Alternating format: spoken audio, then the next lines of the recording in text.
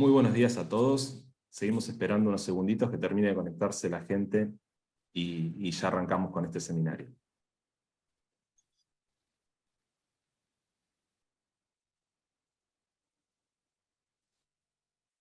Bueno, ya somos más de 200 personas conectadas, así que vamos a arrancar ya con el seminario.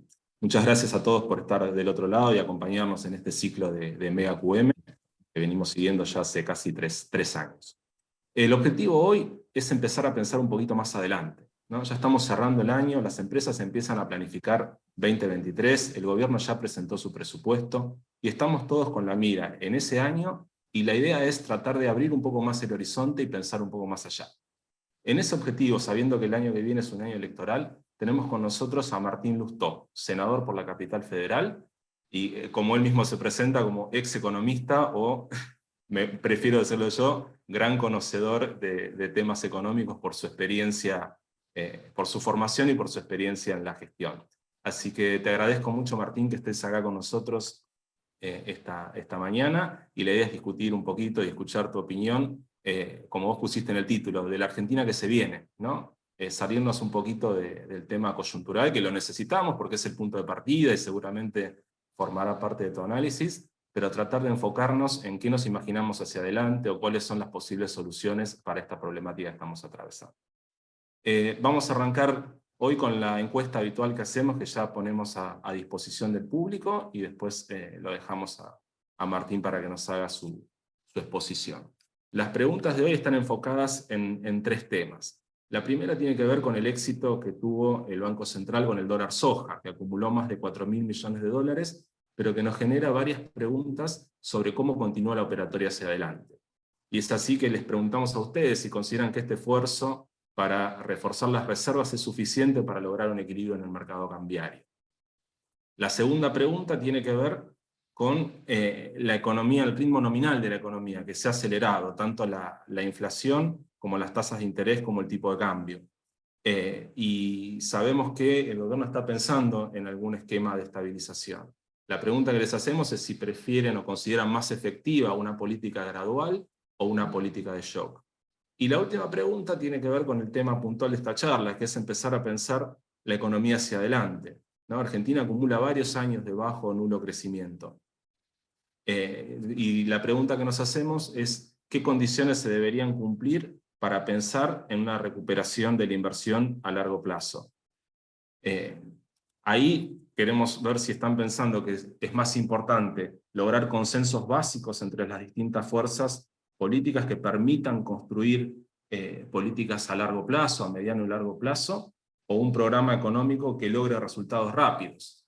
Básicamente lo que queremos entender acá es si la política está por arriba de la economía, o la economía es la que tiene que liderar el carro en ese proceso de recuperación. Ese es el interrogante.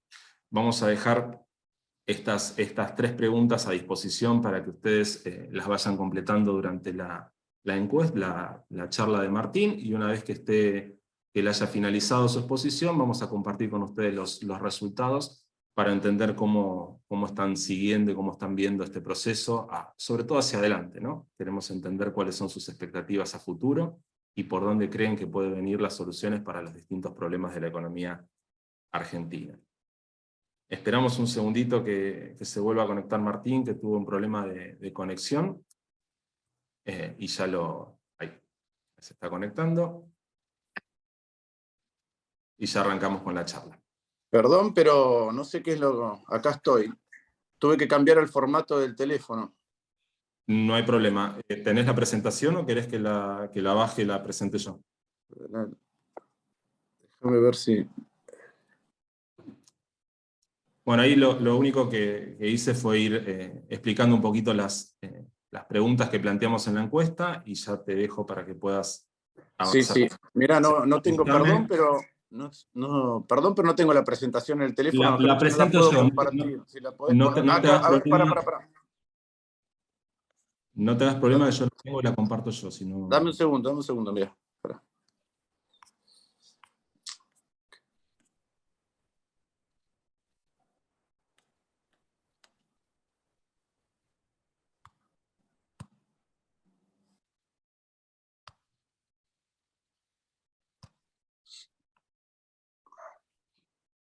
Yo lo tengo disponible, si ¿Lo necesitas. tenés disponible? Bueno, a ver. Sí, sí. Igual creo que ahí lo tengo también, pero... Bueno, revisa. Dale, dale, dale. Dale Listo. nomás. Perfecto. Bueno, muchas Bueno, gracias, Martín, por estar hoy con nosotros. Te dejo con el auditorio. Me vuelvo a conectar más tarde para trasladarte las preguntas. Me vas diciendo, yo voy a los slides. bueno, gracias, Rodrigo. Les pido disculpas por no sé qué problema he tenido con Internet, que hacía rato, desde la época de la pandemia, que no nos ocurría. Primero, felicitaciones por este ciclo que viene hace tanto tiempo y encima ahora ampliado. Así que sé que tienen siempre discusiones muy intensas sobre la coyuntura. Yo quiero peinar hoy en día con ustedes un poquito la coyuntura, pero sobre todo para pasar al problema estructural de la Argentina, y ahí voy a meterme también un poco con el clima político. Si me podés pasar a la siguiente. Dale clic un par de veces porque quiero mostrar algunas cosas. Esto es lo que le viene pasando a la Argentina desde hace mucho, mucho tiempo, por lo menos desde hace casi 50 años. Venimos atrapados en ciclos de no crecimiento. Estuvimos del 74 hasta el 90, con 16 años de no crecimiento del PBI, eso quiere decir caída del PBI por habitante. Y en los últimos 11 años estuvimos también atrapados en un ciclo de no crecimiento del PBI, por ende de caída del PBI por habitante. Hemos tenido un crecimiento promedio del 1,7 anual desde 1970, eso es bajísimo en términos internacionales, y como ustedes saben, como la tasa de interés se va componiendo, o el crecimiento se va componiendo, si el crecimiento anual es bajo, después de 50 años la diferencia es enorme. Hemos tenido solamente 2 ciclos de crecimiento, ahí los estoy marcando, el crecimiento del principio de los 90, de los 90 en su totalidad, más allá de algunos vaivenes como el tequila, y después el crecimiento desde mayo del 2002 en adelante. Ese es el ciclo de crecimiento que ven en la otra etapa. ¿Por qué los marco?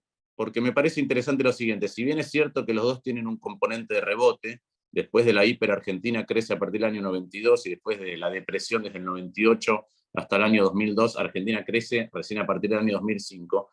Ahí hubo 2 condimentos, en cada uno diferenciales. En el primer caso, crecimos porque aumentamos la productividad del Estado.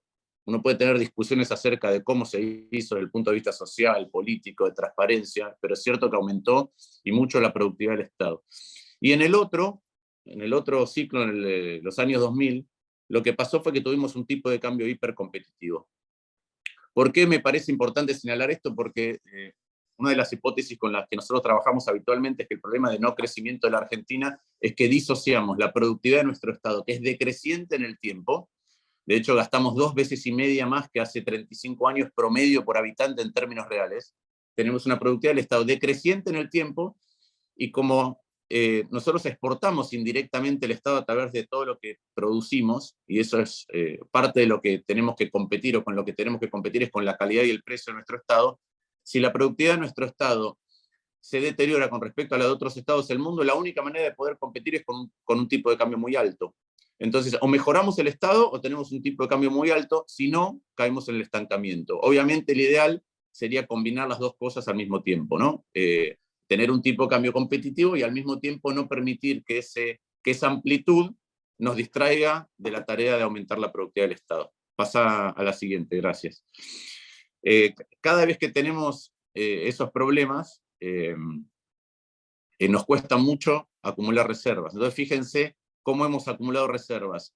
En los 90 acumulamos reservas a pesar de tener déficit de cuenta corriente, producto de que había flujo de capitales. Es decir, la mejora de la productividad del Estado generaba un clima de inversión, la estabilización y la mejora de la productividad del Estado generaba un clima de inversión que hacía tal que vinieran capitales a la Argentina, pero teníamos déficit de cuenta corriente. Y en la otra etapa en la que acumulamos reservas, que es en la de los años 2000, lo que teníamos era un fuerte superávit comercial, tanto que en el 2005 recuerden que le pagamos 9.800 millones de dólares al fondo en cash, porque teníamos tal superávit comercial, acumulamos reservas a tal ritmo, que eso no era un inconveniente. Después tuvimos ese ciclo más corto del principio del gobierno de Juntos por el Cambio, pero en el resto nos cuesta mucho acumular reservas. Y entonces esto es clave: o mejoramos la productividad del Estado, o tenemos un tipo de cambio competitivo, o hacemos las dos, que es el ideal, si no es muy difícil tener reservas. La siguiente, por favor. Y eso es parte del problema que teníamos y que seguimos teniendo de cuál era la base o la lógica del acuerdo con el fondo. El acuerdo con el fondo principalmente tenía 3 metas. Había que acumular reservas, había que alcanzar una meta nominal de déficit primario y con eso emitir menos. Entre la acumulación de reservas y emitir menos para financiar el tesoro tenía que mejorar el balance del Banco Central y eso reducir la brecha.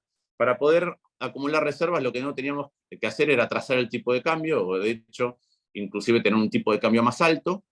Eso generaba inflación, ¿sí? Y la inflación permitía paradójicamente alcanzar la meta de déficit primario.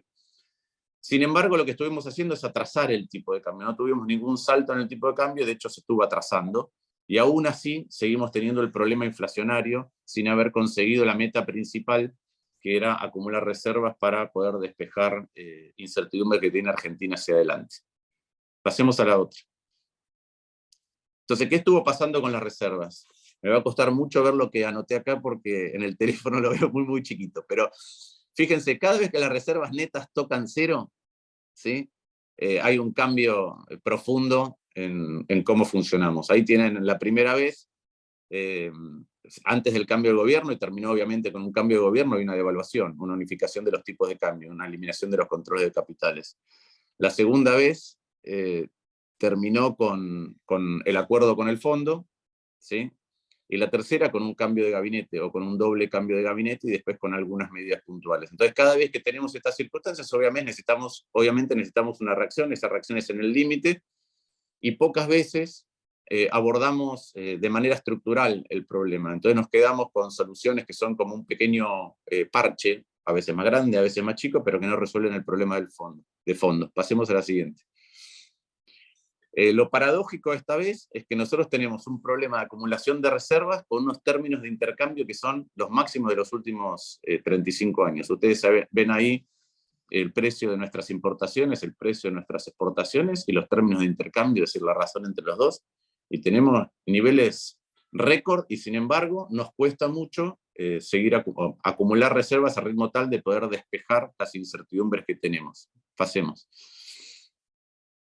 Si uno se fija, esto es lo que pasa en términos de la meta de acumulación de reservas con el fondo, más allá de los saltos que son los desembolsos del fondo y del dólar soja y de ciertas medidas, igual seguimos 2.000 millones de dólares por debajo de la meta de acumulación de reservas que deberíamos tener.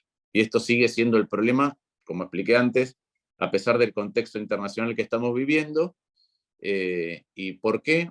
Bueno, vuelvo al punto inicial, porque no podemos resolver el problema de la productividad de nuestro Estado, es decir, marcar un rumbo de hacia dónde estamos caminando con el Estado, y tampoco tenemos un tipo de cambio competitivo. La otra, por favor.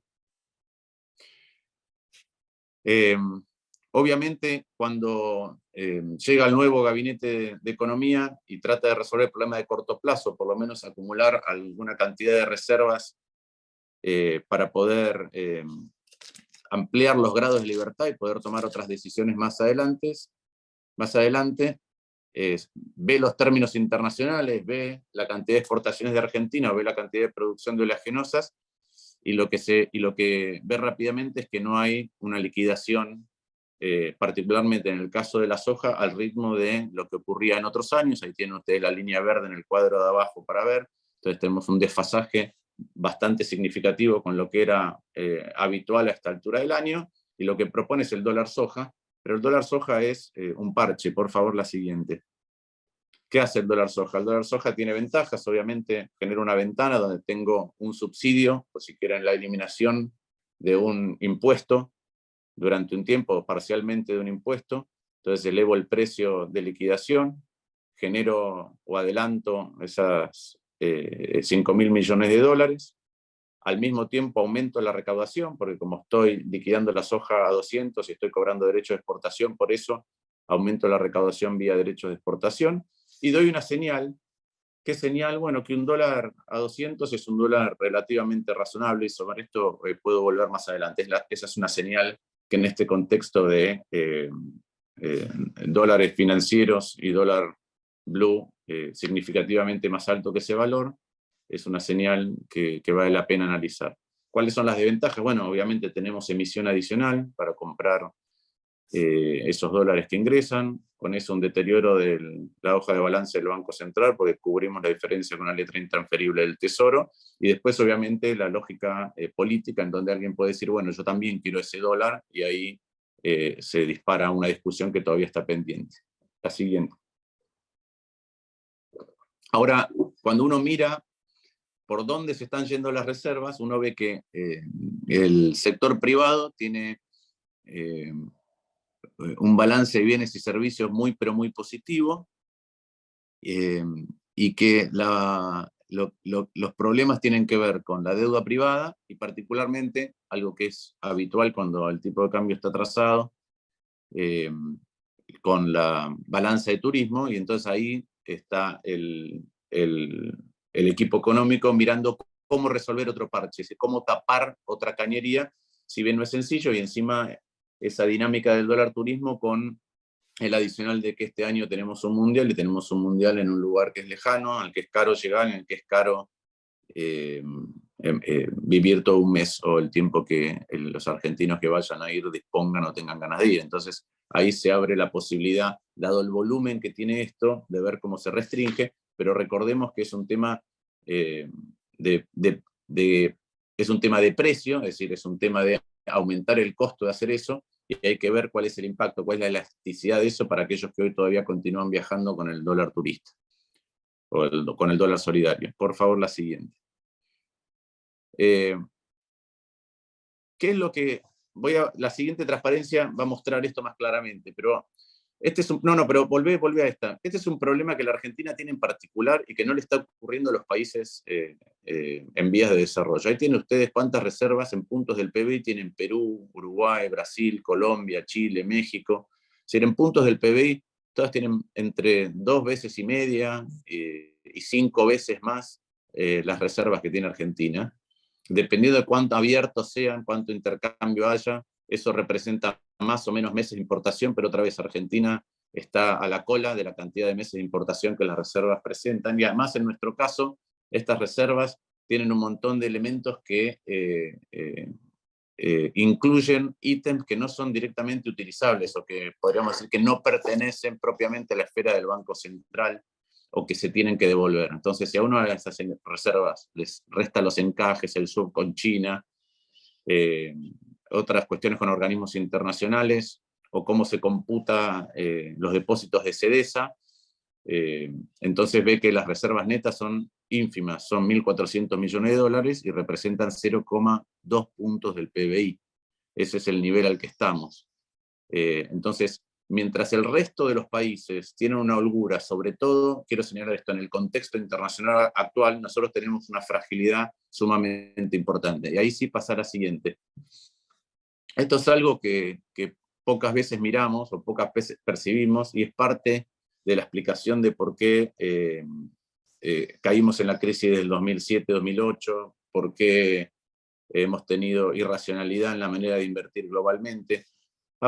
Y ahí recomiendo un libro que me parece muy, muy bueno. Hay un historiador y economista que se llama Adam Tooze, escribió muchos libros, ahora es una suerte de mega estrella, yo lo conocí en el año 2012, escribió un libro sobre el análisis de la crisis financiera internacional que se llama Crash, y para mí es uno de los mejores libros que he leído en la materia, porque combina la historia, la política y el conocimiento bastante pormenorizado del sistema financiero y de la economía. ¿Qué es lo que él señala? Él dice, en el momento que, si ustedes recuerdan, nosotros tuvimos el tequila en el 95, después tuvimos la crisis del sudeste asiático en el 97, y en el 98 Rusia, en el 99 Brasil.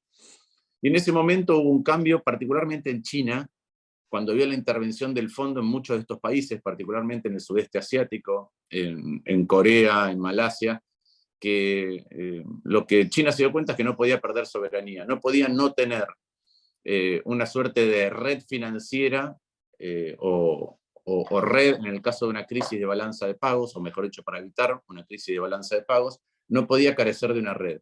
Y entonces empezó a acumular reservas a un ritmo fenomenalmente alto, algo que hicieron el resto de los países cuando China empieza a exportar a niveles muy importantes, puede entrar en la Organización Mundial de Comercio, acumula reservas en virtud de esas exportaciones y además tiene que comprar. Y cuando compra suben el precio de los commodities y el resto de los países también entendió que tenía que acumular reservas. Y ahí ustedes ven el fenomenal aumento que tuvo en un lapso de 35 años la línea negra. Ese es el aumento de reservas a nivel global. Y al mismo tiempo se da la contracara de eso, que es cómo creamos una red financiera global. Fíjense ustedes que antes la red financiera global era solamente el Fondo Monetario. A medida que las barras amarillas son Europa, después de la crisis del euro, que dice, bueno, tengamos acuerdos regionales, pero el resto son swaps bilaterales, ¿sí? Y swaps bilaterales donde al principio el actor principal es China. Entonces, tenemos un mundo en el cual todos los países emergentes, particularmente los países emergentes grandes, para mantener su soberanía y para aislarse de vaivenes, decidieron acumular un montón de reservas. Y parte de esa acumulación de reservas encima crea una red global mucho más abultada en materia de red de seguridad financiera que antes.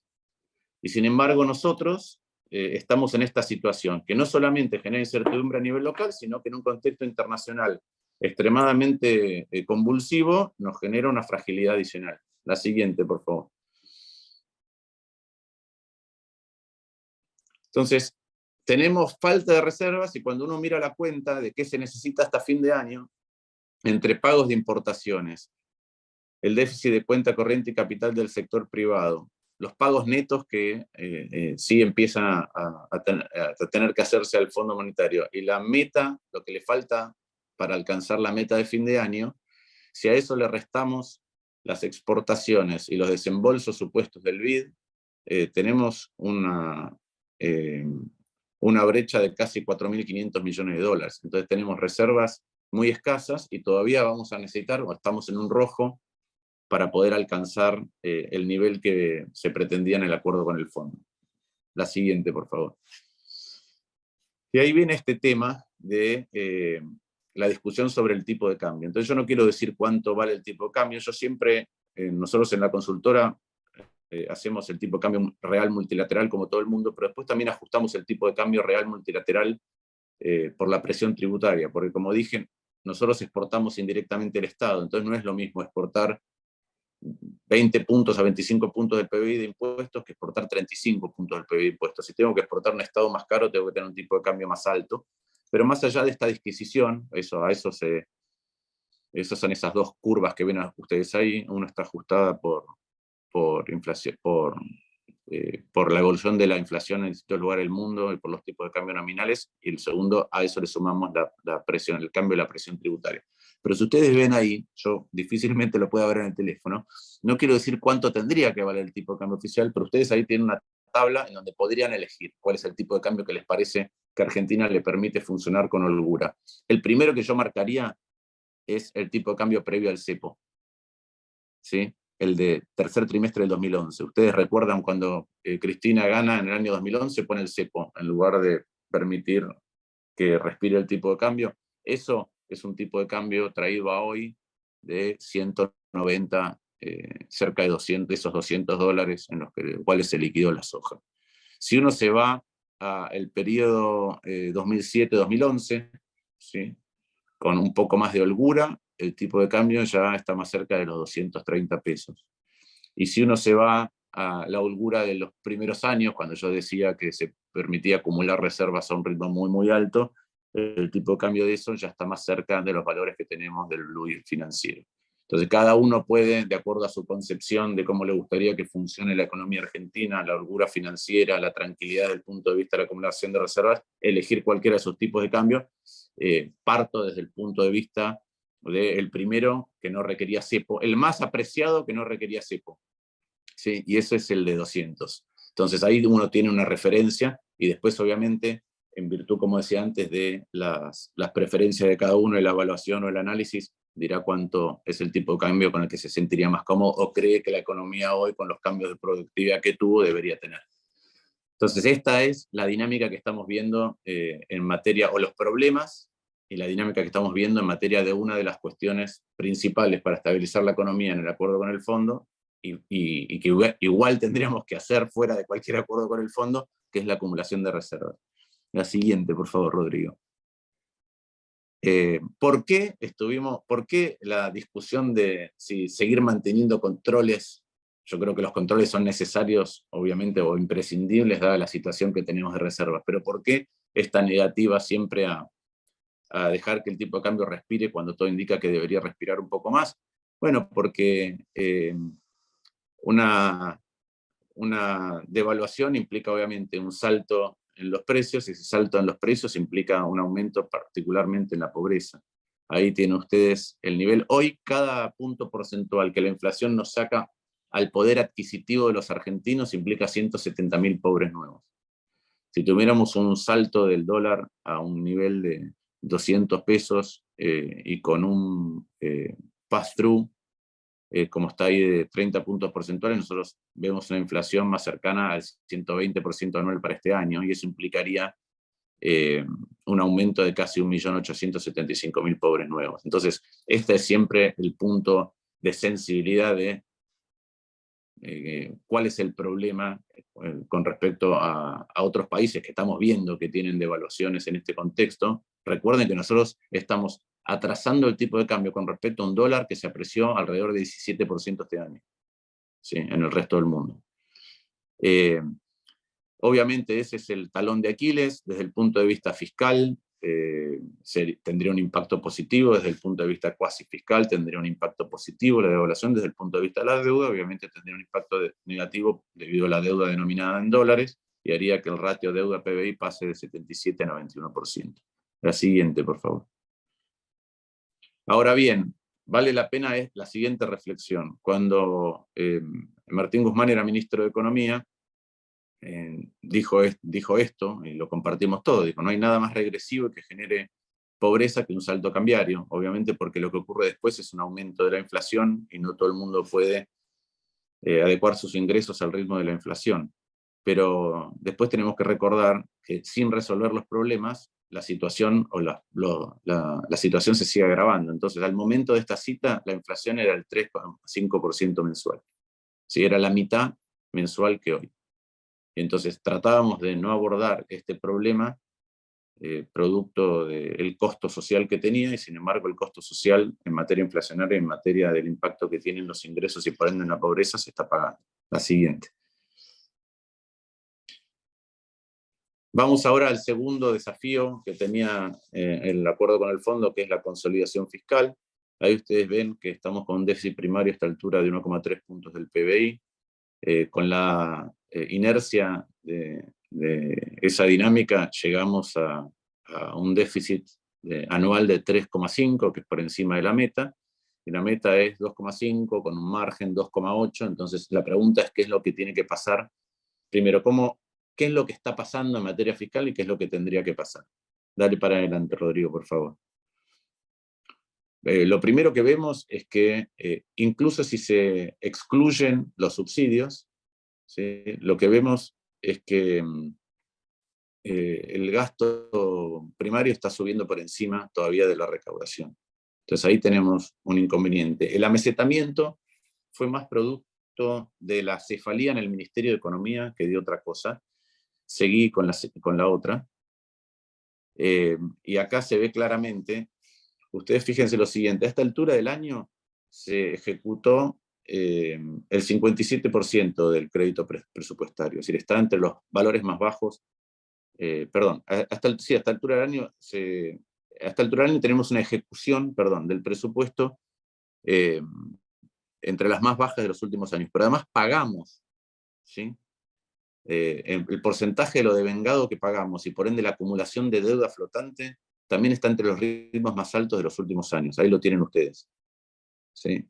Tienen ustedes, es casi un punto del PBI, y ese 7,2% del crédito devengado es ahora deuda flotante. Entonces, por un lado vemos que hay ingresos que crecen por debajo de los gastos, por otro lado estamos gastando pero no estamos pagando al ritmo que habitualmente, o en los últimos 7 u 8 años veníamos pagando, y de hecho se ha duplicado la deuda flotante, que también tiene un componente de meta con el fondo. La siguiente, por favor. ¿A qué nos lleva esto? El ritmo al que venimos y a dónde tenemos que llegar, a que vamos a tener unos últimos meses del año bastante exigidos en materia de gasto para poder llegar a la meta.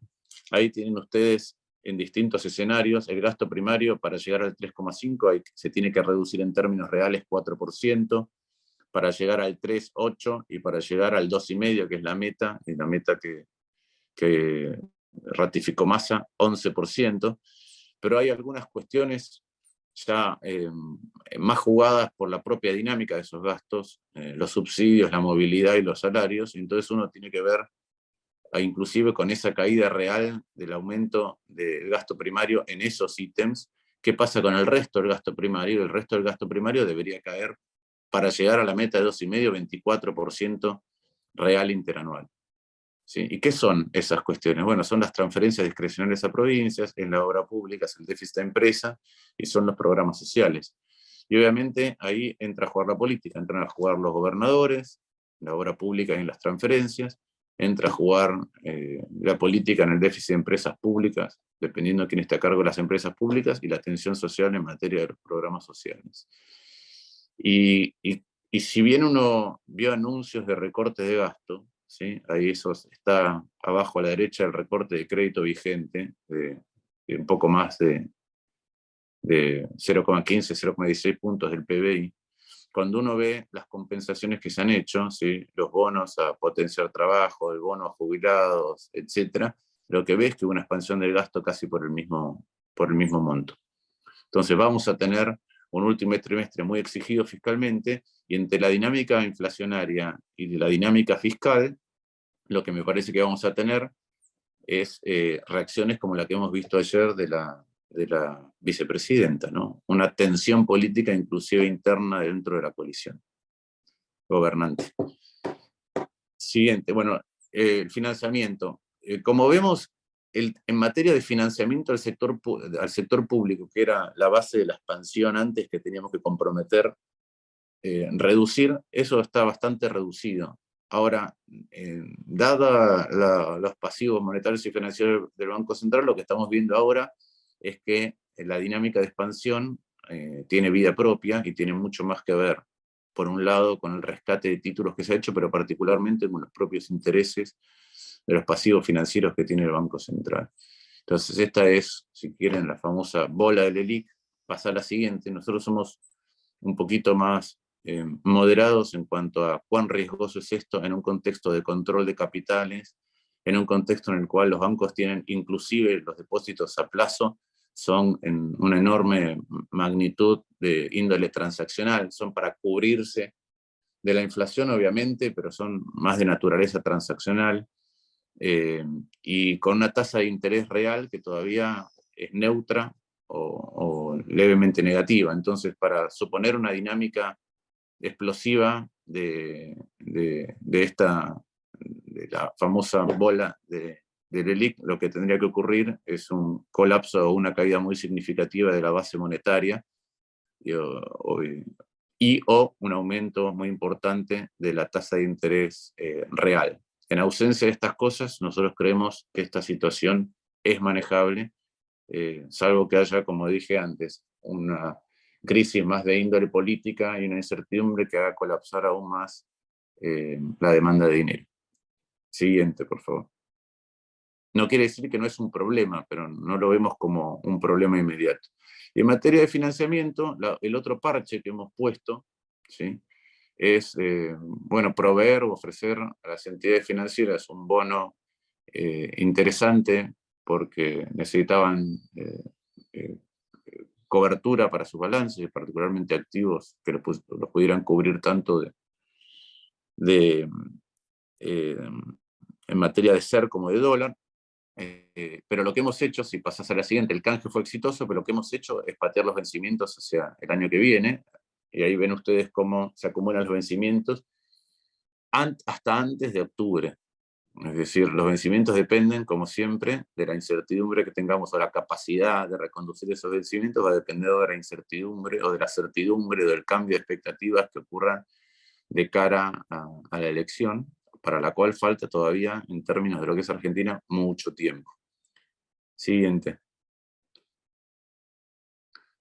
Bueno, ahí tienen ustedes, no me quiero detener mucho en esto, pero si bien el programa financiero de este año está exigido, pero inclusive se podría cubrir con señoraje en un contexto de altísima inflación como estamos teniendo, y el del año que viene es un programa financiero mucho más exigente, mucho más difícil de cumplir. La siguiente, por favor. Y ahora entramos, esta es la otra tensión dentro de la coalición gobernante, que es lo que vimos ayer con el tuit de la presidenta. Nosotros en la consultora relevamos y tenemos nuestro propio índice adelantado de inflación, y además construimos esto que es el índice de difusión, que es una manera interesante de ver cuán amplio es el fenómeno inflacionario, ¿sí? Lo que hacemos es ver cuántos son los rubros por semana que están creciendo. Y estamos viendo que alrededor del 25% de los precios suben en una semana. De hecho, todos los precios suben en menos de un mes. Entonces, lo que estamos viendo no es un fenómeno traccionado por un solo sector, coyuntural, etcétera, sino que vemos una inflación alta, muy difundida y por ende con un componente inercial muy alto. Y esto inclusive ocurre en los alimentos. Pasemos a la siguiente, por favor. Acá ven ustedes, esto es para terminar de discutir si es un shock externo, no es un shock externo. Eso es el índice de precios de los alimentos de la FAO, es la línea rosa. Ustedes ven que tanto la línea el índice de precios de la FAO como los índices de precios en distintos países habían subido mucho, ¿sí? Pero después ya entraron en un territorio decreciente. Inclusive la FAO está mostrando una deflación en alimentos. Y el único caso es el caso de nuestro país, en donde esa vuelta tiene la línea celeste, no está ocurriendo. Lo tienen la línea celeste en el primer gráfico en materia de precios de alimentos y en la otra en materia de precios generales. La siguiente, por favor. En virtud de eso, y de acuerdo a los escenarios que tengamos, estamos viendo cuál es la inflación con la que vamos a cerrar el año y por ende a la inercia con la que vamos a entrar en el año siguiente. Si la inflación fuera 4%, la inflación anual en los próximos meses terminaríamos en 83, si fuera 7% terminaríamos en 105, como casi toda la mayoría de los consultores y economistas, nosotros estamos proyectando una inflación que está alrededor del 100%, entre el 98%, que sería entre el escenario del 6% mensual y el 7% mensual, con lo cual es muy probable que terminemos en una inflación de 3 dígitos, lamentablemente, este año, y por ende con una inercia para el año que viene que arranca de esa manera. La siguiente. Y acá tienen ustedes, tienen la curva de salarios, que es la gris, la inflación minorista, la tasa de referencia y el dólar. Y ustedes ven que, además esto es promedio móvil de 3 meses, ¿sí? Con lo cual, cuando vemos tendencia creciente, estamos en un ritmo hoy más alto, y eso son lo que marcamos al costado, la última semana. Pero ven como todo se está alineando hacia una nominalidad mucho más alta, que es parte de la encuesta y la pregunta una de las preguntas que le están haciendo en la encuesta, ¿no? Una inflación que corre el 7% mensual en la última semana, la tasa de referencia al 6,25, la depreciación del tipo de cambio oficial al 6%. Bueno, estamos con una nominalidad alta y difícil de romper. La siguiente, por favor. Y esto es, si quieren, es una curiosidad. En ausencia de un rumbo, ¿sí? En ausencia de un sendero claro de hacia dónde está caminando la Argentina, desde el punto de vista colectivo, desde el punto de vista político, desde el punto de vista del programa económico, sigue siendo llamativo que, sigamos, que el mercado del blue, el mercado de los distintos tipos de cambio no oficiales, se aproximen bastante a lo que sería un tipo de cambio de convertibilidad, teniendo en cuenta en el denominador las reservas brutas. Es como si fuera una suerte de en ausencia de una manera de pensar el futuro. Básicamente veo cuáles son los activos y los pasivos y le pongo precio a esto. No tiene ningún sustento, por eso nosotros decimos que hay qué tipo si cualquier proxy vale, pero dado que no sabemos hacia dónde caminamos, resulta llamativo ver que el mercado se comporta de esta manera. La siguiente. Entonces, quiero entrar ahora, dicho esto, no tenemos un modelo, no sabemos cómo pensar la economía, aproximamos el dólar a esa suerte de tipo de cambio de convertibilidad, y quiero ver ahora qué problemas estructurales realmente tenemos, cuáles son nuestros problemas estructurales de verdad. Entonces, lo primero es, uno mira y dice, bueno, a partir del 2025, 9.500 millones de dólares, 10.000 millones de dólares, 12.500 o 400 millones de dólares, tenemos intereses y amortizaciones, es decir, tenemos vencimientos altos, ¿sí? Obviamente a esto hay que agregarle la deuda con el fondo, pero en los primeros años, como están bastante calzados los vencimientos con los desembolsos, hay pocos desembolsos netos, tampoco altera mucho, y uno puede decir, son muy altos o son muy bajos, o nos tenemos que preocupar. Pasemos a la siguiente para entender en qué lugar estamos, y comparemos nuestros vencimientos con los vencimientos que tiene Uruguay, ¿sí? Entonces, Uruguay tiene vencimientos 4 veces más altos el año que viene, tiene vencimientos 2 veces y media más altos al siguiente año, tiene vencimientos más altos todavía al otro año, tiene vencimientos más altos en los próximos 5 años, ¿sí? Y tiene un déficit primario que es 1,9 puntos de producto. Nosotros estamos en 3, tratando de llegar al 2,5, no hay tanta diferencia. Tenemos un ratio deuda-PBI que tampoco es significativamente distinto, ¿sí? Y sin embargo, el riesgo país de Uruguay es 122 puntos básicos y el nuestro es 2.600. ¿Sí? Entonces, ¿qué indica esto? Que no es solamente un problema, no es un problema de fundamentos macro actuales. Pareciera tiene más que ver con un tema reputacional. Como cuando nosotros tenemos un desafío macro, ¿cuál es el tono o el registro en el que Argentina decide resolver ese desafío macro? Pasemos a la siguiente. Y acá quiero citar directamente una entrevista que le hizo Fontevecchia a Jeffrey Sachs. Cuando le pregunta un poco por Argentina, dice, bueno, tanto los niveles de deuda de este país como el marco presupuestario general son manejables. Se necesita continuidad de políticas razonables y no actos heroicos. La situación económica argentina es mejor que la de muchos países que la critican, pero su reputación es la peor del mundo. La mala reputación se debe a su historial, no a su situación actual. Este país ha tenido tanta inflación, ha defaultado tantas veces, ha sufrido tantas turbulencias que el mundo espera que vuelva a sufrir nuevas crisis. Es decir, vemos la situación que cuando uno mira los números objetivos no pareciera tan grave, saco lo de la inflación, pero dice, ¿cómo resuelve Argentina este problema? Bueno, no parece nunca resolverlo bien. Argentina tiene en ese momento de ser 50% de inflación, pero cero reputación. Y la inflación no se debe a la irresponsabilidad actual, ni a las grandes deudas, ni a los enormes déficits presupuestarios, se debe a una mala reputación porque el gobierno no tiene acceso a los préstamos normales. Entonces endeuda una tasa que es insostenible en el tiempo y finalmente caes en otro tipo de financiación. Entonces, a mí esto me parece fundamental para tratar de abordar por qué es que Argentina no puede resolver estos problemas que son habituales o que han sido habituales en otros lados del mundo de una manera sustentable que modifique la reputación. La siguiente. Esto es lo que nos viene pasando por resolver mal los problemas, ¿no? Este es el PBI por habitante desde 1970 hasta la fecha. El mundo que hizo en los últimos 50 años duplicó el PBI por habitante. Eso es el mundo. Dale más clic para... ¿Qué hizo Chile?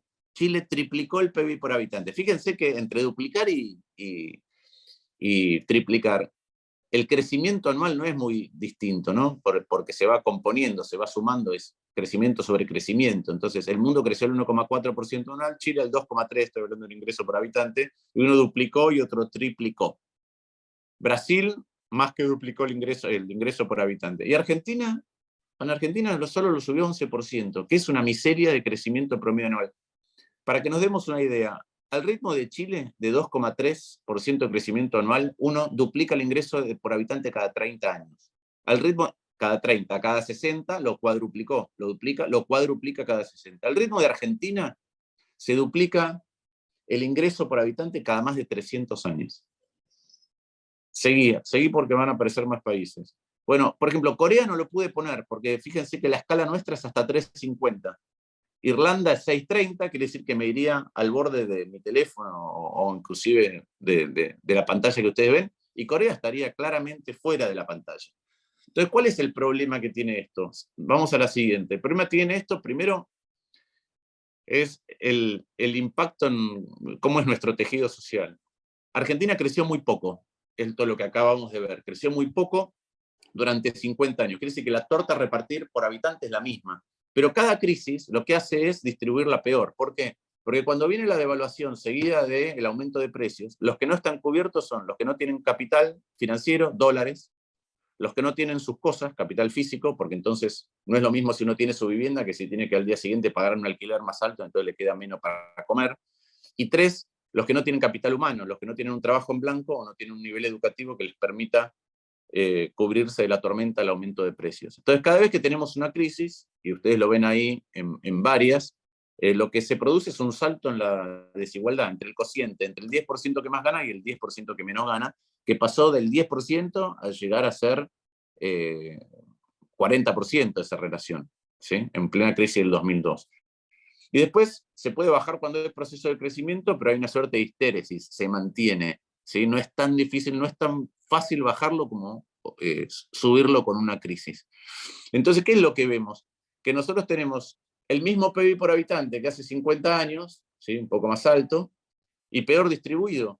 Y eso lo que genera es más desigualdad y más pobreza. Y acá nosotros hicimos con la encuesta permanente de hogares unos ejercicios que me parecen interesantes. Dale clic porque van a aparecer. Yo lo que dije recién es que en el 74, que es cuando tenemos la primera IPH, la distribución de ingresos era mucho más igualitaria. Entonces yo puedo agarrar el ingreso de hoy, ¿sí? Y aplicarle la distribución de ese ingreso del año 74. ¿Cuánto sería la pobreza? En lugar de ser 36,5 como salió ayer, sería 18.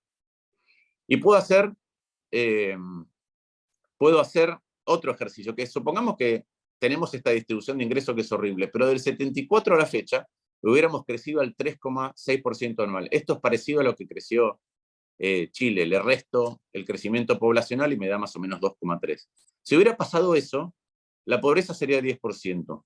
Y también puedo hacer el otro ejercicio contrafáctico, que es qué pasa si hubiera crecido a ese ritmo, al 2,3% el ingreso por habitante, o Argentina, el PBI al 3,6% anual, que tampoco es una tasa desmedida. Si hubiera crecido Argentina a ese ritmo, sin crisis que empeorara la distribución de ingresos, ¿saben cuánto sería la pobreza? Cero. Cero. Entonces, esto es lo que el costo de no poder resolver los problemas como se deberían resolver. Siguiente. Si quieren, a ver, ponelo, creo que lo puedes poner el video. Nosotros resolvemos los problemas de esta manera. Si vieron ustedes esto de los 3 chiflados, no vale la pena, pero lo que pasa es básicamente que tienen un inconveniente con una cañería y tratan de arreglarla. Lo que hacen es ponerle un parche, un parche, un parche, un parche y terminan encerrados adentro de las cañerías mojándose todos. Pero si no, si querés pasarla para poder dar lugar a una discusión un poquito más profunda. Este es el diagnóstico que nosotros hacemos y por eso hablamos de la productividad del Estado. ¿Qué es lo que nos parece, dónde nos parece que está atrapada la Argentina? ¿En qué tipo de dinámica viciosa? Argentina malgasta, arrancamos por arriba. Y al malgastar, necesita gastar más para poder obtener los objetivos que se propone con el gasto. Entonces, un mal gasto lleva a mayores necesidades de gasto. La mayor necesidad de gasto lleva más y por ende peor presión tributaria, ¿no? En términos de la calidad de impuestos. Cuando tenemos peor y más presión tributaria, lo que tenemos es más gente que se va a la informalidad y también menores ganancias.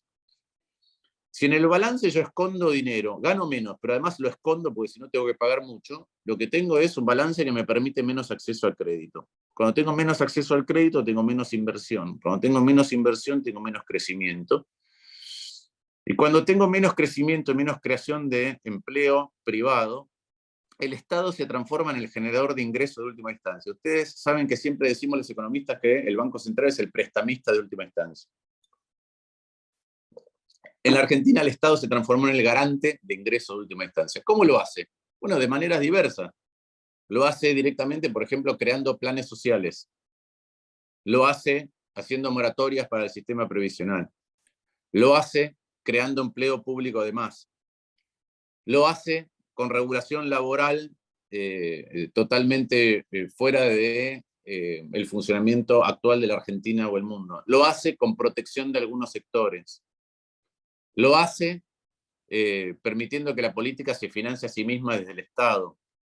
Lo hace dando prebendas a empresas que se pueden acercar al Estado y entonces tienen más acceso a determinadas situaciones. Lo hace con los contratistas del Estado. Entonces, finalmente, el Estado, en la ausencia de creación de empleo, el Estado es el que hay que estar cerca del Estado para tener generación de ingresos. Hay que poder accionar sobre el Estado para tener acceso a alguna fuente de ingreso. Y eso lo que genera es una puja fenomenal por la apropiación de eso, y lo que genera es otra vez una vuelta de mal gasto, y estamos atrapados en esto. Lo que hay que hacer es empezar a avanzar en el sentido contrario a las agujas del reloj, y ahora me voy a meter un poquito en cómo se puede hacer. Pero esto es, si quieren, el diagnóstico de qué es lo que nosotros vemos en Argentina. Creo que el problema no es el déficit, es lo que decía Jeffrey Sachs. El problema es la productividad de nuestro gasto. La productividad de nuestro gasto ha caído mucho en el último tiempo, y es una parte sustancial de la economía, ¿no? Es la educación pública, es la salud pública, es la calidad de la infraestructura, es la calidad de nuestra justicia, es la seguridad, es el marco legal que nos damos, son las leyes con las que interactuamos, las regulaciones. Bueno, a medida que eso funciona mal, es muy difícil de exportar eso.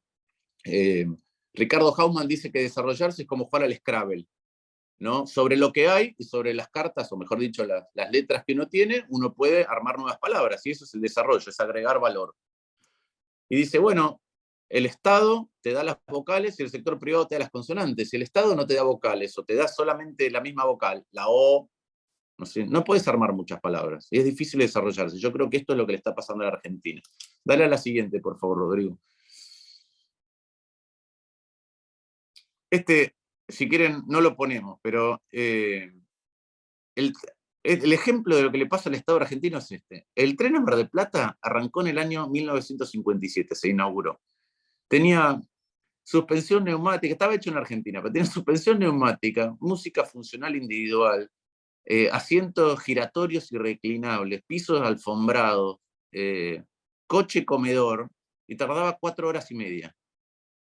Ahora el tren a Mar del Plata es de peor calidad y tarda, depende si no tiene ningún problema, entre 6 y 7 horas. Quiere decir que nuestro Estado hizo que en 60 años o 65 años el tren a Mar del Plata tarde 60% más de tiempo. Y esto está pasando con la salud, con la educación, con la justicia. Piensen que el 16% de los chicos terminan el secundario en tiempo, sabiendo los contenidos que tienen que haber adquirido de matemática y de lenguaje. El 16%. Entonces esto está pasando en todos lados, y si no podemos revertir esto, es muy difícil poder salir donde estamos. El tren a Tucumán circula a 16 kilómetros por hora. El tren a Córdoba circula a más o menos lo mismo. Entonces esto es lo que tenemos. Tenemos infraestructura, pero una infraestructura que no funciona. Tenemos un sistema sanitario que pudo, por ejemplo, lidiar bien con la pandemia, producto de las ventajas que arrastra de la época de los 60. Más camas por habitante, más médicos por habitante, pero en donde inclusive en lugares prósperos no hay tomógrafos, por ejemplo. Adelante, por favor.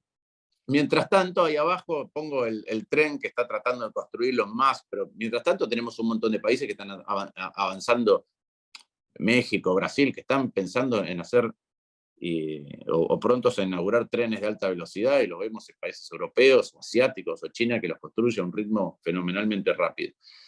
Y esto es para mí el ejemplo más claro de lo que estoy diciendo. Cuando uno mira cuánto gastábamos por habitante y cuánto gastamos hoy, el gasto primario nacional, solo el nacional, después hay que sumarle a esto el gasto de las provincias y de los municipios, pero el gasto nacional por habitante es 2,5 veces el que teníamos hace 30 años. ¿Cuánto es esto? Bueno, por familia tipo son 910.000 pesos. Es decir, cada familia tipo en la Argentina debería recibir 910.000 pesos más de bienes y servicios públicos. 910.000 pesos por familia tipo. Bueno, esto no está ocurriendo, claramente que no está ocurriendo, y esto es lo que, en mi opinión, esto, más un Estado que es deficitario, que entonces, producto de eso, atrasa el tipo de cambio, genera un cuello de botella. Tengo que tratar de exportar o tengo que producir con un Estado que es más caro, es peor, y para competir con otras empresas de otros países con ese Estado más caro y peor, me pones un tipo de cambio atrasado. Por ende, es como que tengo que correr cuesta arriba y encima me pones una mochila. Bueno, no puedo ganar nunca la competencia, por ende la economía no tracciona. ¿Cuándo tracciona? Cuando el Estado muestra que está dispuesto a aumentar productividad, y que no es solamente la productividad del Estado, sino que da reglas para que el sector privado pueda aumentar su productividad, o cuando el tipo de cambio es tan holgado que inclusive si manejamos mal el Estado, o si reducimos la productividad del Estado, igual podemos competir. La siguiente, por favor. Y esto es, no sé si lo he conversado ya con ustedes, pero esto es algo que a mí me interesa como concepto. Argentina, este es un trabajo de Gerchunov y Martín Rapetti. Ellos lo que dicen es lo siguiente: Argentina es una sociedad demandante por historia, por la calidad de su inmigración, porque tuvo un pasado con mayor cantidad de recursos por habitantes, y entonces es una economía a la que le cuesta acomodar las demandas sociales que hay a las restricciones propias, tanto del Estado como de la competitividad de la economía, de la capacidad de la propia economía. Entonces entra en tensión el equilibrio social con el equilibrio externo o el equilibrio macroeconómico. Ahí tienen ustedes dos curvas, una de equilibrio social y otra de equilibrio externo. Las dos tienen pendiente positiva con respecto a la política expansiva, gasto y el tipo de cambio. ¿Por qué? Si yo tengo una devaluación, si subo en el eje vertical, lo que se produce es una contracción desde el punto de vista social, y entonces para alcanzar el equilibrio tengo que gastar más. Entonces, el equilibrio social tiene una pendiente positiva. Y visto en el equilibrio externo, lo que pasa es que si gasto más, como recién venía argumentando, entonces para compensar eso, para poder exportarlo, para poder estar en equilibrio, yo lo que hago es aumentar la demanda interna. Para poder compensar eso, lo que tengo que hacer es tener un tipo de cambio más alto, y por ende el equilibrio externo también tiene pendiente positiva. Hay algún punto en donde estamos en equilibrio social y en equilibrio externo, que es ese punto que está en el medio señalado, creo que con una E. Ahora, ¿qué es lo que pasa? ¿Qué ocurre cuando nosotros estamos en un equilibrio social, el punto de más abajo, en el equilibrio S, pero no estamos en un equilibrio externo? ¿Sí? Para estar en equilibrio externo tendríamos que tener un tipo de cambio más alto. Ahí se produce una tensión, se produce un conflicto. Se produce un conflicto entre el equilibrio social y el equilibrio externo. Y si quieren, son las dos caras de las coaliciones que vemos hoy. Hay una que mira el equilibrio social y político, y cuando mira el equilibrio social y político produce un desequilibrio externo o macroeconómico, y otra que dice tenemos que encontrar el equilibrio macroeconómico, pero produce un desequilibrio social o político. Y entonces Argentina está todo el tiempo en esta puja. Yo le agrego a este análisis lo siguiente, que es: ¿de qué depende la distancia entre el equilibrio social y político? En mi opinión, depende de la calidad del gasto público. ¿Por qué? Porque si yo, como argumentaba antes, si yo para alcanzar el equilibrio social tengo que gastar de más porque gasto mal, entonces el tipo de cambio que necesito es mucho más alto, pero ese tipo de cambio mucho más alto me erosiona el propio equilibrio social. Entonces, mientras un lado de la coalición mientras una coalición ve una parte del problema, la otra coalición ve la otra parte del problema. Las dos son ciertas, y la pregunta es cómo podemos converger o disminuir la distancia entre las dos cosas, que es básicamente la grieta. Yo digo la grieta es endógena, y la grieta está relacionada con la improductividad creciente de nuestro Estado. ¿Cuál es la manera de poder reducir esto? ¿Cuál es la manera de acercar las partes? Empezar a abordar la problemática de la productividad del Estado. Y yo creo que esa es una agenda que, cuando en lugar de discutir títulos, en lugar de discutir por Twitter, en lugar de discutir solamente en el Congreso, nos reunimos a ver la bajada del título, el contenido de los títulos que estamos poniendo, creo que estamos más cerca de poder resolverlo de lo que hoy parece. Dale la siguiente. ¿Cuál es uno de los problemas que tenemos? Hay un académico que era asesor de Obama, que se llama Cass Sunstein, que trabajó a fines de los 90 sobre lo que él llama la polarización de los grupos. Desde Grecia en adelante pensamos que si debatimos públicamente, vamos a poder acercar posiciones. De hecho, la palabra conversar viene de ahí. Conversar es girar con el otro. Conversare. Versar es girar con el otro, colectivamente. Y lo que Cass Sunstein se da cuenta en un momento es que dice, bueno, eso cuando discutimos entre grupos no es cierto. Una cosa es una discusión abierta, otra cosa es cuando discutimos entre grupos. ¿Por qué? Porque hay un grupo de un lado y un grupo del otro. Ahí tienen ustedes, la línea de arriba es un continuo, ¿no? Pero ¿qué pasa si la línea está separada? Hay un grupo de un lado y un grupo del otro. Entonces, ¿qué le ocurre a los grupos? ¿Se polarizan o no se polarizan? Bueno, depende, hacia adentro depende de lo siguiente. Si la voz comandante está más cerca del extremo, empieza a llevar a todo el grupo hacia el extremo. Si la información circula a través de un extremo del grupo, empieza a llevar a todos hacia el extremo.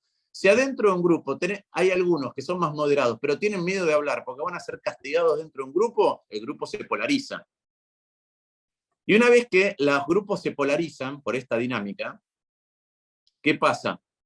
¿Qué cosas afectan el grado? Se polarizan dos grupos, pero ¿qué cosas afectan la polarización de los grupos entre sí? Primero, los argumentos que apelan a la emoción y no a la razón. El énfasis con el que decimos las cosas y la repetición. El hecho de que los moderados se quieran retirar de un grupo, digan, miren, no quiero estar más en este grupo. Entonces el grupo se polariza más todavía. Que exista un grupo externo rival que piense exactamente lo contrario. Que la discusión sea pública. La posibilidad de discutir anónimamente con el otro. Esto es Twitter. Y la otra es la persistencia del debate a través del tiempo. Entonces lo que dice Cass Sunstein es, si estas condiciones se dan, lo que tenemos es una polarización adentro de los grupos y una polarización en la sociedad. Y esto, cada uno podrá decir en qué medida está pasando en Argentina, pero si el diagnóstico es el que hice antes, es, la distancia depende de cómo abordemos el Estado, que es el espacio en el que todos nos reunimos. Y cada uno tiene una visión del Estado y una experiencia del Estado de acuerdo a su ideología, su pertenencia política, su propia experiencia, su formación. Uno puede tener a veces experiencia del Estado estando de adentro o de afuera, puede ser en un momento jubilado y en otro trabajador, en un momento ir al sistema de salud y en otro... Bueno, todo eso implica que el Estado nadie lo entiende en su totalidad y que hay que ver, porque cada uno representa grupos distintos, cómo se aborda eso. Ahora, si este es el estado de ánimo al que vamos a debatir y seguimos persistiendo en esta dinámica, esa transformación del Estado, que yo creo que es muy posible, corre riesgo de no poder ni siquiera emprenderse en el debate público. No público, privado ni siquiera. Sigamos. Voy a decir tres cosas que por ahí son poco políticamente correctas para el estado de ánimo en el que vivimos hoy de la polarización, pero que son principios que me parece fundamentales recordar, porque si no, no vamos a poder dar con el método de la conversación. Primero, la democracia no es eficiente. La democracia es redundante. ¿Qué quiero decir con redundante? La democracia tiene que aplicar pesos y contrapesos. Eso no es eficiente. Lo eficiente sería calibrar el peso que necesito en un aparato para que tenga el peso exacto y punto.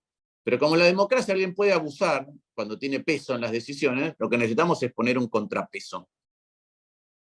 Necesitamos controles entre sí. Necesitamos distribuir el poder. ¿Por qué? Porque la democracia no se trata de eficiencia, sino se trata de evitar los resultados catastróficos. Se trata de resolver los abusos de poder. Se trata de garantizar derechos de minorías. Entonces la democracia no es eficiente, es redundante. Redundante quiere decir, tengo que hablar con el otro porque el otro tiene poder de veto, de semiveto o de opinión sobre las cosas. Una cosa es decir, tenemos que hacer el Estado más productivo, y otra cosa es decir, la democracia es eficiente, decir, la democracia un día gano yo y decido qué es lo que hago. Voy a tener que negociar con el otro para poder hacer el Estado más productivo. No lo voy a hacer eficiente al 100%, lo voy a hacer cada vez más eficaz, cada vez más eficiente en una negociación con el otro. Primer punto. El segundo punto, una sociedad no es un matrimonio. ¿Qué quiero decir con esto? No existe gano yo y expulso al otro. No existe, no van a ir el kirchnerismo a vivir a 12 provincias de la Argentina, juntos por el cambio a otras 12 provincias, y no se van a hablar nunca más. En la medida que el matrimonio se lleva mal y no habla, el resto, los hijos, que somos la sociedad, el resto de la ciudadanía, padecemos más. Entonces, no existe, no vamos a anular al otro, no vamos a cancelar al otro.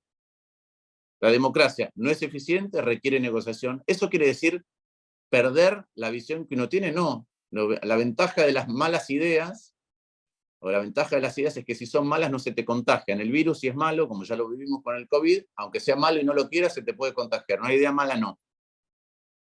Entonces, hay que negociar con el otro, y la ficción de que nos vamos a separar o le vamos a ganar y lo vamos a eliminar no existe. Y además, por lo siguiente, nosotros no podemos decir, bueno, nosotros somos la República, nosotros somos la libertad, nosotros somos la democracia, y los otros decir, nosotros somos la ampliación de derechos, porque la pregunta es, ¿y qué pasa si perdemos? ¿Qué pasa si el 51% de la sociedad piensa lo contrario? Entonces, hay que salir de este estado de ánimo, y no podemos, hay que salir de lo virtual, hay que salir de las cámaras, ahí pongo de la cámara de eco, como se dice hoy, pero de la discusión en las cámaras del Congreso, hay que reunirse de otra manera, hay que salir de hablar en 280 caracteres a ver quién es más ingenioso, hay que salir de quién hace el graph que agrede más al otro en la televisión, de los títulos y de las reuniones por las coyunturas, y poder encontrar cuáles son los temas por los cuales nos tenemos que reunir para ver cómo resolvemos la productividad del Estado. Hay que salir del modo en que estamos discutiendo hoy. Dale a la siguiente. Para discutir qué cosas, para encontrar un sendero común en algunos temas que voy a proponer acá, y si quieren después podemos ampliar un poquito en el contenido específico de esos temas. Primero, Argentina tiene que tener un tipo de cambio competitivo. La política de crecimiento y la política industrial o de producción más importante que podemos tener, dado que a nuestro Estado le cuesta mucho tener políticas sectoriales, es un tipo de cambio competitivo. Segundo, y nosotros lo trabajamos en la fundación nuestra que se llama Argentina Porvenir, hay un montón de privilegios en el Estado. Un montón de privilegios en el Estado. Nosotros hasta ahora peinamos 103 privilegios distintos. Hay jubilaciones de privilegio, hay sectores en la justicia, en la AGN, en los bancos, a las cuales el Estado les paga ganancias o están exentos de ganancias. Hay regímenes laborales en empresas públicas que compiten con empresas privadas, que son más beneficiosos que los de empresas privadas, pero tienen déficit, entonces los pagamos entre todos. Yo tuve una charla una vez con un líder muy importante de la oposición, y cuando empezamos a hablar de esto, de la productividad del Estado y de los privilegios, me dijo, nombrame uno. Yo le nombré estos tres, y me dijo, estoy totalmente de acuerdo con los tres, hay que eliminarlos. Entonces, cuando uno baja de la pelea por eslóganes y pública, y baja al contenido de las cosas, creo que, dada la situación de fragilidad, de nerviosismo, de incertidumbre que estamos viviendo hoy, creo que hay más margen para poder hablar de estas cosas. Segundo, nosotros algunas cuestiones le tenemos que poner reglas de cómo funcionan y no los podemos toquetear todo el tiempo. Esto vale para el sistema previsional. Creo que hay que unificar todos los regímenes, y esto se puede hacer inclusive para los regímenes de jubilaciones, de privilegio. Alguien tiene un régimen de jubilación de privilegio, tiene un derecho adquirido, pero aportó 20 años a ese régimen y se lo respetas. A partir de ahora va a la 24.241, y cuando se le liquida 2/3 o 1/3. Podemos hablar de la unificación de todos los regímenes hacia adelante, podemos hablar de qué hacemos con las edades de retiro, la cuestión del género, las diferencias que hay hoy, podemos hablar de un sistema de movilidad definitivo, podemos hablar de la eliminación de los 30 años. Ustedes saben que cuando se hizo la ley de FJP, la 24/241, la primera parte, la de las FJP, tenía esta doble restricción, de que uno tiene que tener 60 o 65 pero acumular 30 años. Y la verdad que hay un montón de gente que aportó, pues desde 20 hasta 7 años, que no se lo estamos reconociendo. Entonces después entramos en moratorias en lugar de calibrar un régimen para que eso pueda ser parte de lo que reciben. Bueno, todas estas cosas se pueden hablar. De hecho, cuando hubo un proyecto que se sancionó, que pasó en el Senado, de una nueva moratoria, y cuando yo argumenté esto, vinieron 2 senadores de la oposición y dijeron, bueno, esa sería por ahí una solución más definitiva. Bueno, todo esto se puede hablar, se puede hablar, se puede hablar. Lo mismo pasa con la agenda energética, incluyendo las tarifas. Yo creo que es más importante un sendero definitivo que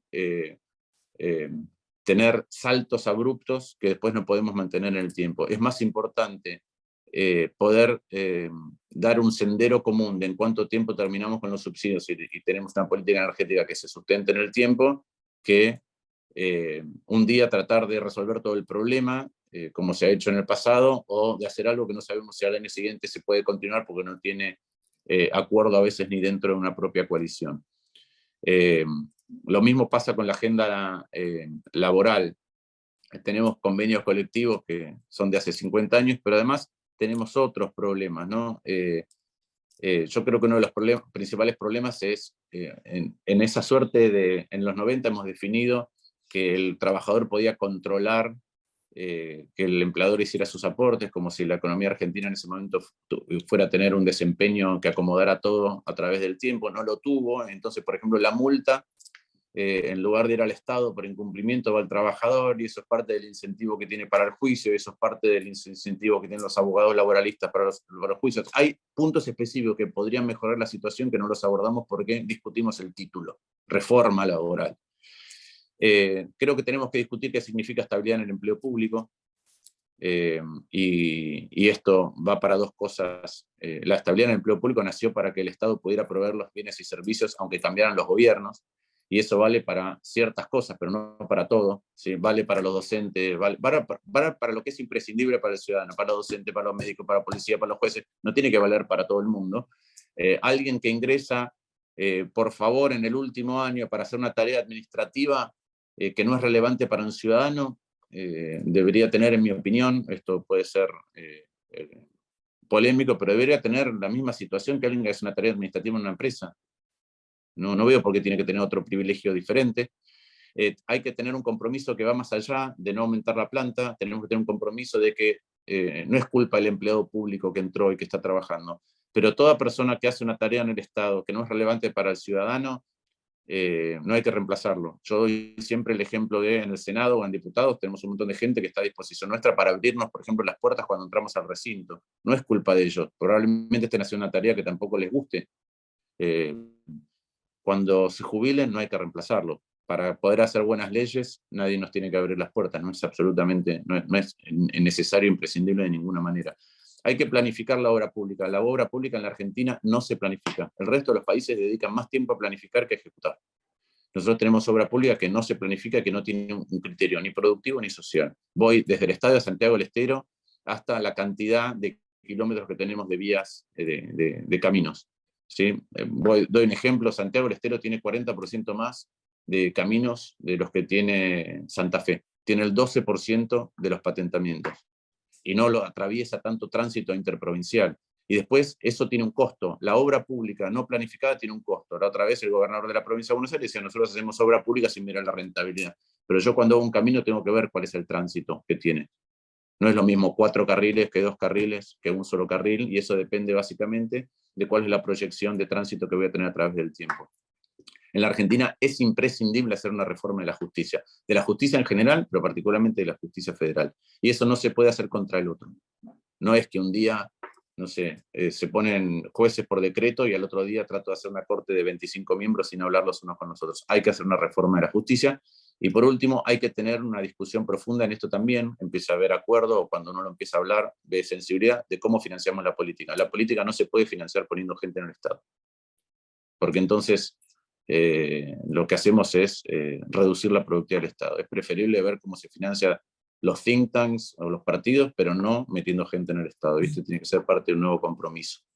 Estos son algunos de los temas que a mí me parecen importantes para modificar la productividad del gasto público y que digo, sobre los cuales he tenido conversaciones con otro. A medida que la preocupación sobre el curso que tiene Argentina es más grande, me parece que más amplio es el espacio para poder debatir estos temas, siempre y cuando podamos salir del estado de ánimo que mencionaba antes. Dale una más, pero creo que terminé. No, bueno, estas son las proyecciones. Entonces, ¿qué creo? Si quieren, la presentación la pueden circular, si les interesa, así que ahí están las proyecciones para no hablar de esto y poder hablar un poco, poder intercambiar, hacer una ronda de preguntas. Pero yo creo que existe una oportunidad significativa. Creo que la sociedad está suficientemente hastiada, decepcionada y con ganas de que ocurran otras cosas, pero otras cosas no es uno u otro. Me parece que es una dinámica política diferente y que tenemos que tener el coraje para poder abordar esa dinámica política diferente, y el coraje es el coraje de aceptar que a uno lo van a criticar por hacer eso. Los del propio espacio político, en Twitter, los medios, pero Argentina no tiene salida si no somos capaces de abordar desde nuestras propias convicciones un diálogo y una conversación diferente. Gracias.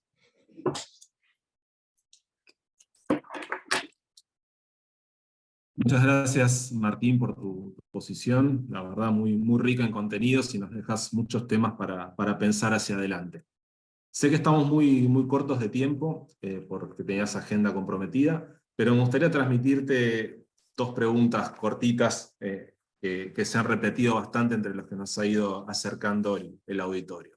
La primera tiene que ver, siguiendo la línea de tu presentación, con el tipo de cambio.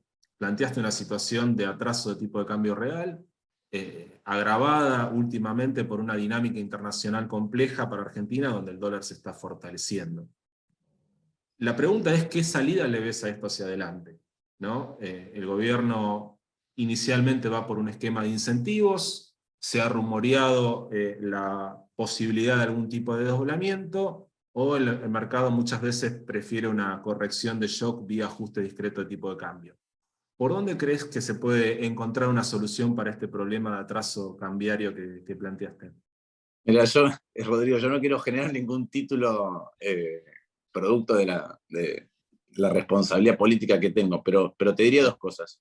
Dos consensos importantes. Primero, Argentina necesita este tipo de cambio competitivo. Dos, Argentina en el corto plazo, hasta que acumule reservas, no puede prescindir de los controles. Bien. Entonces, si querés esas dos cosas en conjunta, me parece que te llevan a un desdoblamiento, ¿sí? Con un tipo de cambio oficial o comercial más alto. Y si el resto de las señales van en la dirección que creemos, yo creo que eso puede incentivar un proceso de interés en invertir en la Argentina. Entonces, por el lado del otro dólar, podrías tener ingreso de capitales y seguir cerrando la brecha. Perfecto. Clarísima la respuesta y te agradezco el esfuerzo por darle cintura política a ese tema. La siguiente tiene que ver con algo que vos también planteaste en tu presentación, y también me voy para el mercado, que es un poco el auditorio que nosotros tenemos. Planteaste el tema de la deuda en pesos, ¿no? Y el perfil de vencimiento, cómo se va concentrando, y la deuda en dólares. Y los vencimientos que tenemos a partir de 2024 y 2025. Pero también planteaste algunos valores estructurales, trato de definirlo como fundamentos. Vos decís, los fundamentos de la deuda no son malos, ¿no? Pero tenemos un perfil de vencimientos bastante concentrado en el tiempo. ¿Crees que alcanza con el cambio de expectativas para lograr el rollover de esa deuda, o se necesita otro tipo de medidas?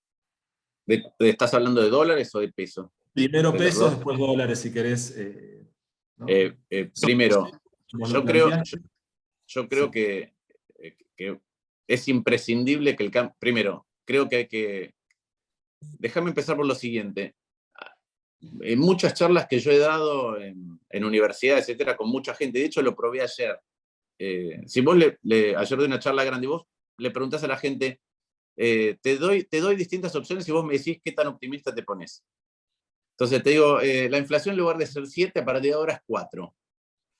Y nadie levanta la mano, nadie le cambia al mundo que sea 7 o 4. El Fondo Monetario nos condona 20.000 de los 44.000.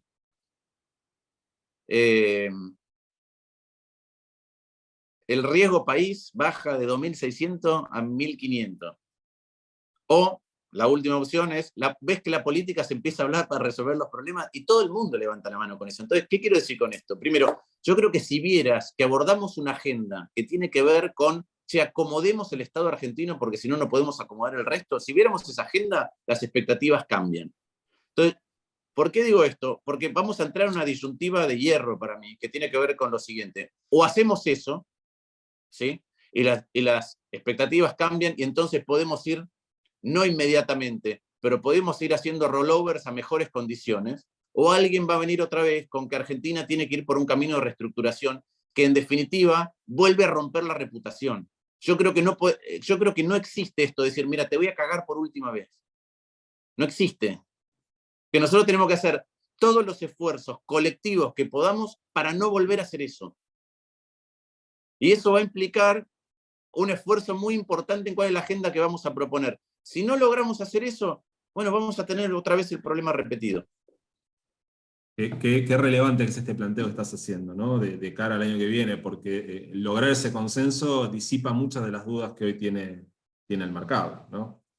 Cuando uno ve ese paredón en la deuda, básicamente es incertidumbre sobre qué decisiones se pueden tomar sobre esos pasivos en el próximo año y en el otro, sobre todo. Es que yo por eso creo que, Rodrigo, que la dinámica de estos meses hasta las elecciones debería ser, o por la que yo peleo, porque los liderazgos nuevos que surgieron, más moderados, en distintos lugares del país, yo no creo que haya una avenida del medio, lo que creo es que hay que traer las coaliciones para el centro, para que se puedan hablar. Y si nosotros podemos hacer ese ejercicio interno en cada lado y hablar, me parece que es más fácil pensar en cuál es la agenda. Y les hago, si quieren, les puedo dejar yo una pregunta como parte de la encuesta, y después sí les pido disculpas, pero me tengo que ir porque tengo una reunión. Pero acá hay dos modelos que se proponen. No, hablo de nuestra coalición. Hay alguien que dice, yo tengo que demostrarte el primer día que voy a cambiar esto de cuajo. Entonces voy a hacer un ajuste fiscal de 8 puntos del PBI. Y no importa, si la vez pasada me tiraron 30 toneladas de piedra, ojalá que me tiren 200, pero si me tiran 200 y yo hago lo que quiero, lo que te propongo, no me preocupa. Vamos por eso. Frente a eso, mi respuesta es, bueno, a ver, una alternativa es vos haces el ajuste de 8 puntos del PBI y la sube de tarifa y lo sacás por un voto en el Congreso. versus me siento con el otro y encuentro un sendero que se va angostando, es decir, que Argentina entra en un sendero de cada vez mayor consenso o menor diferencia entre las partes, y propongo en un montón de todas estas cuestiones que te planteé un rumbo, y sale por un acuerdo mucho más grande. ¿Qué te incentiva más a invertir de los dos? Hay algunos que piensan, ¿sí?, que lo que más te incentiva a invertir es que yo le pegue un mazazo al sistema y que entonces vos ves que yo voy en serio. Yo creo que eso se revierte apenas tengas un voto distinto en el Congreso. Y que de hecho fue con lo que pasó con la movilidad. No resolvimos ninguno de los temas al final. Entonces yo soy de los que creen esto y creo que si el camino es, llevamos las coaliciones, en nuestro caso la nuestra, hacia ese lugar de diálogo desde nuestra identidad y podemos convencer de esta agenda y vemos que del otro lado hay una reacción también, me parece que ese es el único escenario en que estas dudas se disipan. Si no, vamos a entrar en la disyuntiva de hierro en la que mencionaste vos. Está claro, estás planteando la estabilidad de esas medidas más que la magnitud, sostenerlas Sí. en el tiempo. Sostenerlas en el tiempo o que se vayan profundizando en el tiempo. Es un sendero. Yo digo, el shock es el cambio de dirección colectiva. Y después los pasos son todos graduales, como uno camina. El shock es, no voy más para aquel lado, voy para el otro lado. ¿Y cómo? Bueno, paso a paso. Perfecto. Bueno, muchas gracias, Martín. Cerramos la encuesta, si están los resultados, y ya te liberamos. ¿Aparecen? Ahí estamos. 2 segunditos. A la primera pregunta sobre el cambio, sobre la acumulación de reservas, la respuesta más elegida es que se necesitan medidas que corrijan los desequilibrios, tanto de oferta como de demanda. En cuanto al ritmo nominal, la gente está esperando más un plan, una política de shock para cortar esta nominalidad, más que una política gradual. Ahí tenemos alguna diferencia con lo que venís planteando vos, que estás hablando más de un cambio Pero gradual. sabés que, no, yo creo que no es diferente. Yo creo que el shock se refiere, me parece que ahí shock se refiere a el tema tipo de cambio y al tema de el rumbo fiscal. Y ahí es lo mismo. Lo que pasa es que yo digo que el shock tiene que estar, el shock es esa decisión y después el rumbo tiene que estar consensuado. Coincido. Ambas cosas, ¿no? El ordenamiento fiscal y el control monetario, más una política de shock que corte esa indexación. Y en la última, muy en línea con lo que acabás de exponer vos, los consensos básicos políticos como prioridad antes que el plan económico per se. Bueno, muchas gracias, Martín. Muy rica tu exposición en contenidos, nos dejás muchos temas para pensar, ya tenemos varios pedidos para compartir la presentación. Sé que estás corto de tiempo, te doy las gracias y cerramos acá. Al auditorio los esperamos en nuestra próxima exposición. Muchas Bueno, gracias. muchas gracias a ustedes y felicitaciones por el espacio. Gracias, Martín. Hasta luego. Buen día.